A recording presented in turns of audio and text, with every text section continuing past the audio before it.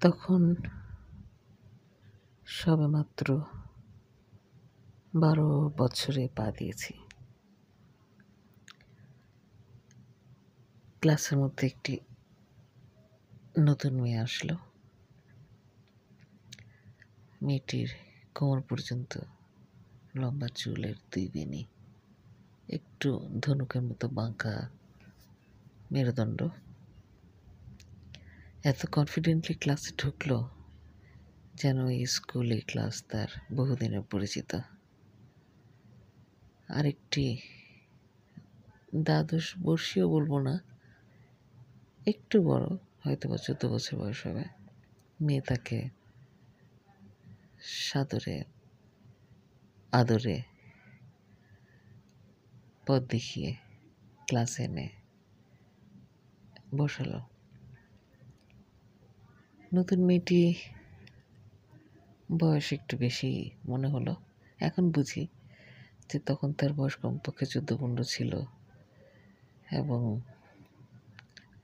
দ্বাদশ বর্ষে উপনীত হলে যে সকল অ্যাডোলেসেন্সের পরিবর্তন আসে অ্যাডোলেসেন্সের কারণে, সেসব ব্যাপারে যথেষ্ট অভিজ্ঞ ছিল। বয়স একটু বেশি বলে আমরা তেমন জানতাম না, কারণ আমরা তখন মাত্র 12তে পড়েছি। হয়তো বা অ্যাডোলেসেন্সের দিকে এগিয়ে যাচ্ছি, বাট তখনও না, আমি জানতাম না অ্যাটলিস্ট। তো তাকে দেখে আমার একটু বয়স্কই লেগেছিল, বড় লেগেছিল। গালগুলো সবসময় ব্রাশ করতো। এখন বুঝি যে চেহারার ধরনটা অ্যারাবিয়ানদের মতো ছিল আসলে। 5 ফিটের একটু বেশি, 5'3" হবে হাইট। পরবর্তীতে তার একটু রাগী ভাব আচরণ পর্যবেক্ষণ করে মনে হলো যে তার সাইকোলজিক্যাল ট্রমার কারণটা কী জানার চেষ্টা করি। সবসময় সাইকোলজিক্যালি যেসব মানুষের ট্রমার অধিকারী হয় তাদের প্রতি আমার একটা আলাদা আগ্রহ কাজ করে এবং সিম্প্যাথিও কাজ করে, তাদেরকে হিল করার মন মানসিকতাও কাজ করে। তো তার ফলে তার প্রতি আগ্রহী হয়েছিলাম। পরবর্তীতে খুবই ঘনিষ্ঠ হয়েছিলাম এবং তারও অনেক বছর পর আবিষ্কার করলাম, যখন আমাদের বয়স কত হবে, আর 12 বছর নেই, 2400 নেই, হয়তো বা 44-এর মতো হয়েছে, অর্থাৎ 30 বছর পরের কথা।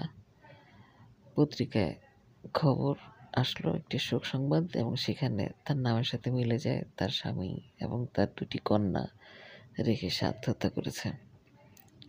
ডিস্টার্ব ফ্যামিলি থেকে এসেছিল সেটা তার সাথে মিশে বুঝেছিলাম। তার মা বাবা তার 19 কি 20 বছর বয়সে আলাদা হয়ে গিয়েছিলেন। তার মা সে দাবি করতো যে আমেরিকা চলে গিয়েছে, ওখানে থাকে। তার বাবা এখানেই থাকতেন। তার একটি ভাইও ছিল। তাদের বাসায় একবার পীর এসেছিল এবং সেই পীরের কাছে তারা 2 ভাই বোন মাথা ঠুকে দিয়েছিল। আমি বলেছিলাম যে পীর কেন তোমাদের বাসায় আসে, বলে তুমি বুঝবা না।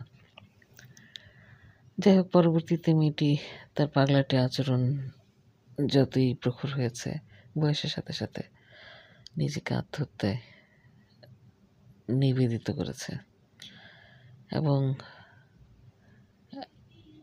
এই মেয়েটির সাথে পরিচয় হওয়ার পরে আমি দেখলাম যে এসব পাগলাটে বা অফ দ্য ট্র্যাক সোল যারা আছে তাদেরকে হিল করবার প্রবণতা যেহেতু আমার বেশি করে কাজ করে, আরও কয়েকটা এরকম কেস আমি পেয়েছিলাম।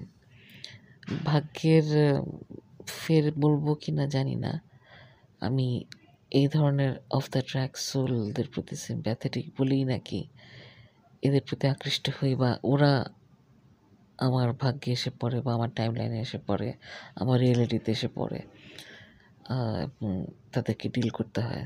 এরকম 3-4টা কেস ডিল করার পর এখন আমি নিজেকে এইসব থেকে ইস্তফা দিয়েছি। অফ দ্য ট্র্যাক সোল যারা, তারা নিজেরা হাজারবার ইনকার্নেট হয়ে নিজেদেরকে ট্র্যাকে আনবার চেষ্টা করবে, হয়তো বা পারবে, সফল হবে। যতক্ষণ সফল না হয় ততক্ষণ পর্যন্ত তো তাদেরকে ইনকার্নেট করতেই হবে এবং সাফার করতেই হবে তাদের এক একটা ইনকার্নেশনে। বাট আমার মনে হয় যে আমার সাহায্যের হাত না বাড়িয়ে দেওয়াই ভালো। এই ধরনের সমাজ সেবামূলক কাজ থেকে নিজেকে বিরত রাখাই শ্রেয়।